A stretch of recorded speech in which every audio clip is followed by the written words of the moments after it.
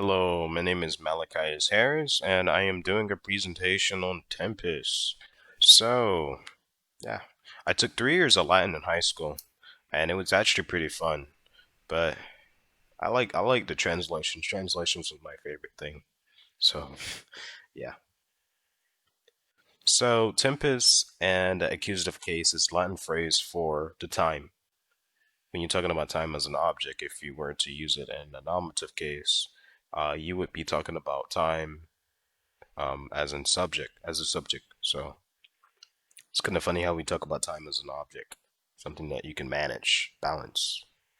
What is time? Time is the passing of moments from present to the past. All that exists is now, and the past is just a distant memory, and the future is something that we can never reach. So you can go in a time machine, right? And you can go to the future, but you're always going to be in the present. You're always going to be in the now. So the measurement of time does exist, right? 60 seconds in a minute, 60 minutes in an hour, 24 hours in a day, 365 days in 1 year. How they calculate time, that is beyond me. I wouldn't know. I wouldn't know who came up with this system. So you can divide up the 24 hours of the day in 8 hours. So 8 hours of work, 8 hours of play, 8 hours of sleep. And yeah, or if you in grade school, or if you in elementary school, that's 8 hours of school in America. That's a long time. So yeah, the currency of time. Time is the cheapest and the most valuable thing there is.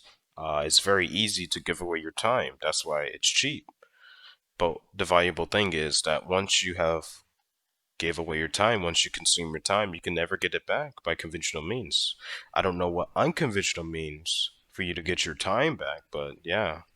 So time perception. So time will always be the same. Time, a second will always be a second, but it's your perception that changes it. So it's like an atom, right? Is it a wave or is it a particle? It's all up to your perception and how you perceive it. So yeah. So time zones. Time zones was the byproduct of the Industrial Revolution, right?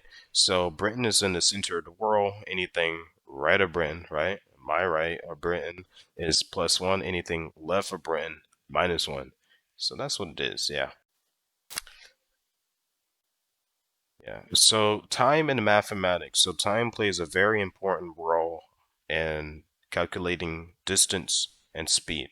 And for you to calculate time, you need distance and speed. So if you don't know the time, you can always calculate it from distance and speed. But if you don't know the distance, yeah. So time dilation. Essentially what time dilation is as you approach the speed of it's just the difference of time. So as you approach the speed of light, your time moves slower relative to the person who's traveling the speed of light towards the speed of light.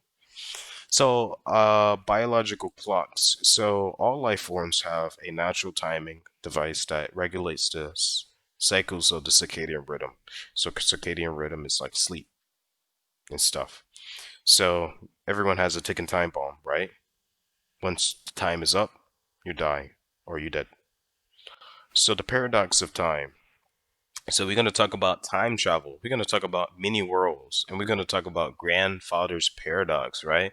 Grandfather paradox is really nutty and makes you really think. People got a lot of what ifs. What if this happened? Well, we're going to cover them. Stay tuned. So, time travel. People have argued and debated that time travel does not exist, right? We got Stephen Hawkins over here. Um, he had a experiment where he had a party and he invited only time travelers to join the party, but he handed out the invitation a day after the party has begun. Short story, no one showed up. So the many worlds, so it's said to believe that there are infinite worlds, right? Infinite worlds, not just one world, not just one universe. We're talking about many. We're talking about all the flavors. We're talking about Skittles, right? You pour the bag of Skittles, you're gonna get colors. You're gonna get multiple Skittles. That is multiple worlds. So the grandfather's paradox. So you're like, hey, I really don't like my grandfather. You despise his man. So you go back in the past. You kill your grandfather. And so your grandfather never met your grandmother, so your father was never born. Therefore, you was never born. Therefore, you never exist. Therefore, you didn't kill your grandfather. So, yeah. So time as a social construct in a world where time is money, right? So, under the age of 18, be in school. 18, you're an adult. 21, you can drink. 65, you can apply for Social Security. And yeah, essentially, yeah. So here's the perfect ideal life in American sense, or in at least in the movies, you know. So you finish school, you go to college, you find a career, you find a mate, you have children, and then die at 80. So you call it a day, right? That's essentially what it is. We're just going to simulate this, right? So we can break that down into time spent. So this is the amount of time that you will spend within hours.